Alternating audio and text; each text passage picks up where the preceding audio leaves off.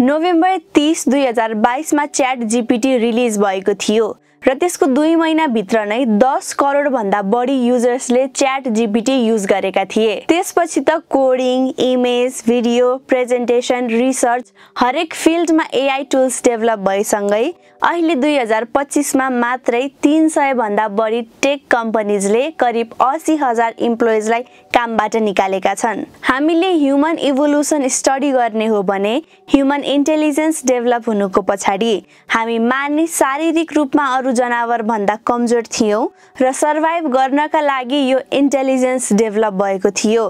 तर ह्युमन इन्टेलिजेन्सको पनि लिमिटेसन छ र त्यसैको अल्टरनेटिभमा आर्टिफिशियल इन्टेलिजेन्स डेभलप भएको छ, जसलाई हामीले सुपर इन्टेलिजेन्स अथवा इन्फाइनाइट इन्टेलिजेन्स पनि भन्न सक्छौं। हामीले सिक्ने तरिका र एआईले सिक्ने तरिकामा धेरै अन्तर छ।